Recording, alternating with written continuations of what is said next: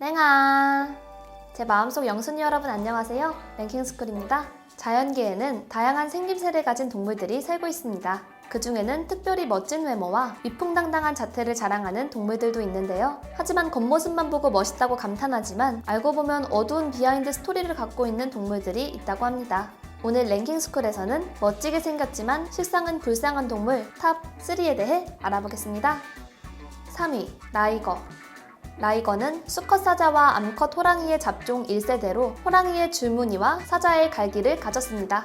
사자는 부계의 성장 촉진 유전자와 모계의 성장 억제 유전자가 합쳐져 적당한 크기로 자라나지만 라이거는 부계의 성장 촉진 유전자만을 물려받아 호랑이나 사자에 비해 월등히 큰 수컷 평균 300kg의 덩치로 자라난다고 하는데요. 흔하지 않은 생김새로 인해 보통 동물원의 인기 스타로 자리매김하곤 합니다. 하지만 커다란 덩치와 멋진 줄무늬 값을 못한다고 하는데요. 단순 힘싸움에서는 덩치가 호랑이나 사자의 1.5배인 만큼 더 유리하지만 지나치게 머리가 크고 무겁기 때문에 순발력, 민첩성, 지구력이 매우 떨어지고 몸집이 크고 색이 다르다는 것만으로도 사냥감을 기습하기 힘들어지기 때문에 야생에서의 생존율은 높지 않을 것 같다고 추정하고 있습니다.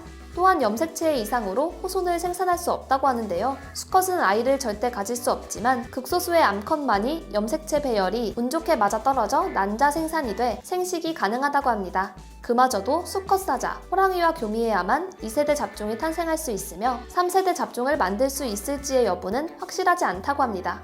평균 15년을 사는 사자, 호랑이보다 2-3년 정도 수명이 짧기도 하다는데요. 사자는 아프리카에서 살고 호랑이는 아시아에서만 살아 야생에서 만날 수 없기 때문에 라이거는 오직 동물원에서만 태어날 수 있는 잡종 동물입니다. 19세기 초반 유럽의 동물원과 서커스단에서 맹수쇼를 위해 호랑이와 사자를 잡종 교배한 것이 시작이라고 하는데요. 관람객들에게 좋은 구경거리가 될진 모르겠지만 미국의 동물보호단체인 빅캣 레스큐는 동물원에서 라이거를 키우는 것 자체를 괴물쇼와 같은 것이라며 반대한다고 합니다.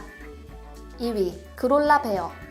그롤라 베어는 북극곰과 회색곰의 이종교배에서 태어난 혼혈종으로 북극곰과 똑같은 생김새를 하고 있지만 하얗고 복슬복슬한 털이 아니라 전체적으로 흰털, 회색털, 갈색털이 섞여 있습니다. 북극곰과 그리즐리곰의 장점을 합친 능력을 갖고 있으며 양종 모두 번식이 가능하고 적응력이 뛰어나다고 하는데요. 크기는 북극곰과 회색곰 중간 정도인 2.2m에서 3m이며 북극곰처럼 작은 머리와 긴 목, 회색곰 같은 혹처럼 솟아오른 등과 오밀조밀한 눈, 코, 입을 갖고 있습니다. 옛날에는 보기 정말 힘든 희귀한 혼혈종이었지만 2000년대에 들어서면서 보고되는 숫자가 점점 많아지고 있는데요. 지구온난화로 바다얼음이 급속히 사라지면서 북극곰들이 바다로 나가기가 버거워 남쪽 육지 해안에 머물고 북쪽이 점점 따뜻해지며 그리즐리 베어가 북상하여 지난 500만 년간의 거의 교류가 없던 두 곰이 같은 지역에 살게 되며 이런 일이 생긴 것이죠.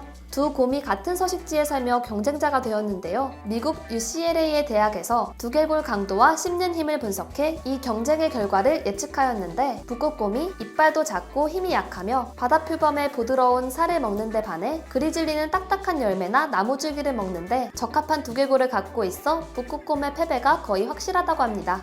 게다가 야생의 이종교배는 수가 적은 쪽의 유전자가 보존될 확률이 낮은데 북극곰은 2만여 마리, 그리즐리 베어는 5만여 마리가 서식하고 있어 전문가들은 이대로 있다간 북극곰들은 멸종하고 그롤라 베어들과 신종 혼혈종 동물들이 계속 증가할 것이라고 밝혔습니다.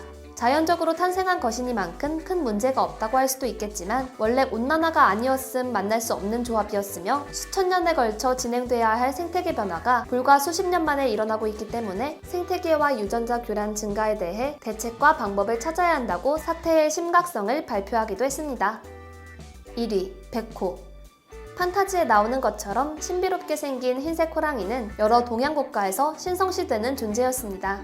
자연에서 백호가 태어날 확률은 10,000분의 1밖에 되지 않을 정도로 희귀하며 털 색깔이 아름답고 몸집도 크고 멋지기 때문인데요. 백호랑이는 소유한 동물원의 자랑이라고 할 수 있습니다.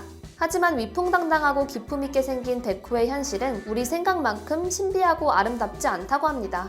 백호를 보러 동물원에 오는 사람들이 많고 일부 부유층은 높은 금액을 지불하고 애완용 백호를 구매하자 동물원에서는 백호를 빠른 시간 안에 많이 만들기 위해 고심했는데요. 백호랑이와 일반 주황 호랑이를 짝짓기 시켜도 백호랑이가 태어나지 않았습니다.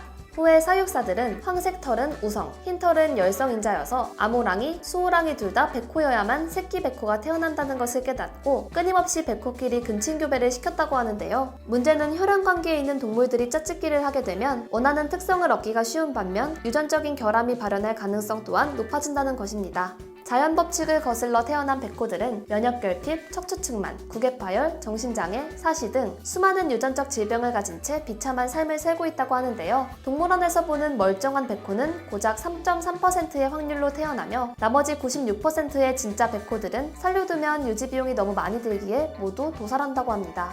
백호의 참혹한 현실은 세계에서 가장 못생긴 호랑이 케니가 구조되며 만천하에 드러났는데요. 밀매업자의 손에 관리되던 케니는 다운 증후군을 가지고 태어났으며 구출된 뒤 미국 아칸소주 동물보호소로 옮겨졌고 호랑이 평균 수명인 25살을 채우지 못하고 10살 나이로 요절했습니다. 동물원에서는 멸종 위기종을 보호하기 위해 백호를 보호하고 번식하는 것이라고 하지만 백호는 애초에 호랑이 아종이 아닌 돌연변이일 뿐이라고 하는데요. 열성인자가 결합하여 태어난 백호는 자연에서도 쉽게 도태되기 때문에 완전히 자랄 때까지 살아남는 경우가 거의 없고 오직 동물원과 번식업자의 이윤 때문에 백호를 인위적으로 만들어내는 현실이라고 합니다. 보통의 동물과는 다른 특별한 점을 갖고 있어서 신기하긴 하지만 인간의 욕심으로 인한 결과물이라 안타까운데요. 돈을 벌기 위해 비인도적인 방법으로 동물을 사육 및 번식을 하는지 잘 감시를 하는 한편 이러한 동물들을 키우는 동물원을 보이콧해야 사육하는 자들도 경각심을 가질 것 같습니다. 지금까지 랭킹스쿨이었습니다. 감사합니다.